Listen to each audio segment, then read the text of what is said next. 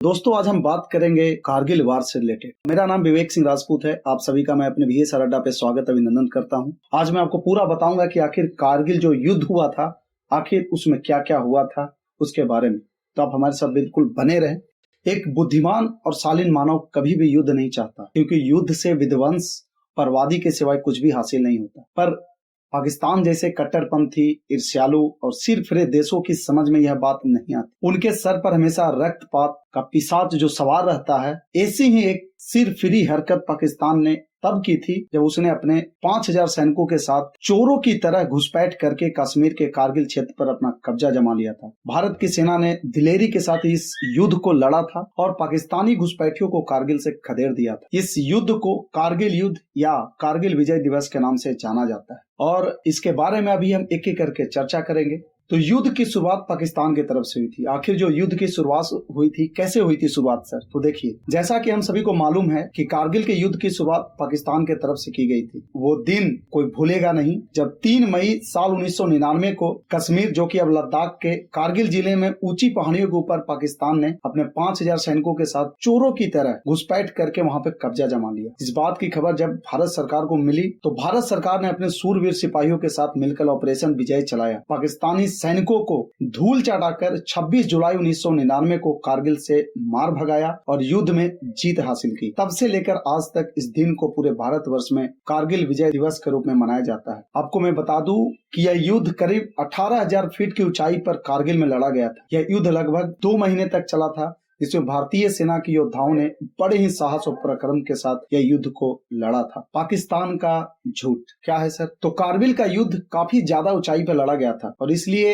इसमें भारत और पाकिस्तान दोनों सेनाओं को काफी मुश्किलों का सामना करना पड़ा था। उल्लेखनीय है इस लड़ाई को लेकर पाकिस्तान की तरफ से यह दावा किया गया था कि भारत पर कब्जा करने वाले लोग पाकिस्तानी नहीं बल्कि कश्मीरी उग्रवादी हैं। हालांकि लड़ाई के दौरान मिले दस्तावेजों तथा कई पाकिस्तानी नेताओं की बयानबाजियों से इस बात की पुष्टि हो गई थी कि कश्मीरी उग्रवादियों के साथ पाकिस्तान की सेना भी इस युद्ध में शामिल। तो दोस्तों अब मैं आपको पूरी कहानी बताता हूँ, कारगिल युद्ध की पूरी कहानी। बात 3 मई 1999 की है, जब कारगिल की ऊंची पर्वतमाला पर पशु चराने गए एक चरवाहे के द्वारा भारतीय सेना को पाकिस्तानी सेना के घुसपैठ करने और कब्जा जमाने की जानकारी मिली। भारतीय सेना की पेट्रोलिंग टीम जब इन बातों की जानकारी लेने के लिए 5 मई को कारगिल पहुंची तो पाकिस्तानी सैनिकों ने उन्हें बंदी बना लिया और उनमें से 5 लोगों की हत्या कर दी। पाकिस्तानी सैनिकों द्वारा गोलीबारी करने की वजह से 9 मई को कारगिल में मौजूद भारतीय सेना का गोला बारूद का स्टोर नष्ट हो गया। लद्दाख के प्रवेश द्वार के पास दिखे घुसपैठी। इसके बाद लद्दाख के प्रवेश द्वार के निकट 10 मई को पाकिस्तानी घुसपैठियों को फिर से देखा गया। तब भारतीय सेना ने पाकिस्तानी घुसपैठियों के खिलाफ कार्रवाई के आदेश प्राप्त होने के बाद भारतीय वायुसेना के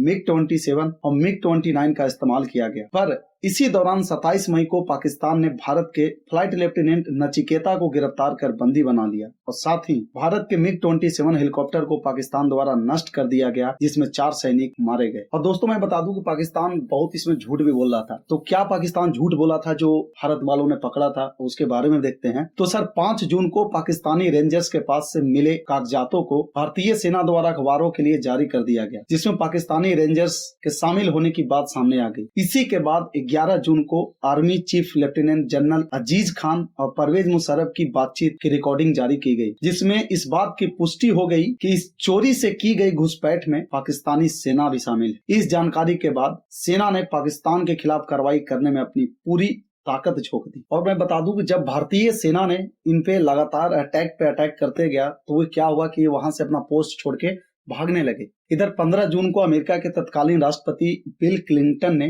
परवेज मुशर्रफ को फोन करके कहा कि वह अपने सैनिकों को कारगिल सेक्टर से हटा ले। दूसरी तरफ भारतीय सैनिकों के द्वारा बाल्टिक क्षेत्र, Dras sector, tiger hills, Batalik में जुबर हिल्स आदि पर एक के बाद एक कब्जा जमाना जारी रहा। 2 जुलाई 1999 को भारतीय सेना द्वारा कारगिल पर 3 तरफ से हमला बोल दिया गया, जिसके बाद पाकिस्तानी रेंजरों ने बटालिक से भागना शुरू कर दिया। इसके तुरंत बाद पाकिस्तान के प्रधानमंत्री ने बिल क्लिंटन से बातचीत की और कहा कि वो अपनी सेना को कारगिल से हटाने के लिए तैयार है। और 14 जुलाई को भारत के तत्कालीन प्रधानमंत्री अटल बिहारी वाजपेयी ने ऑपरेशन विजय के जीत का ऐलान किया। तभी से लेकर आज तक कारगिल दिवस को हम लोग ऑपरेशन विजय के रूप में मनाते हैं। कारगिल विजय के बाद इस दिन को तत्कालीन प्रधानमंत्री अटल बिहारी वाजपेयी के द्वारा विजय दिवस के रूप में मनाए जाने की घोषणा की गई थी।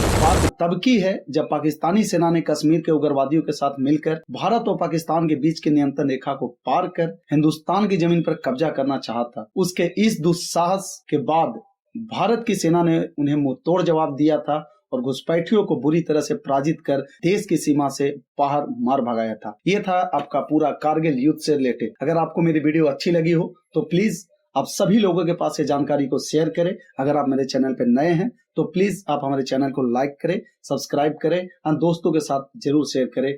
Thank you so much. जय हिंद, बाय बाय, टेक केयर।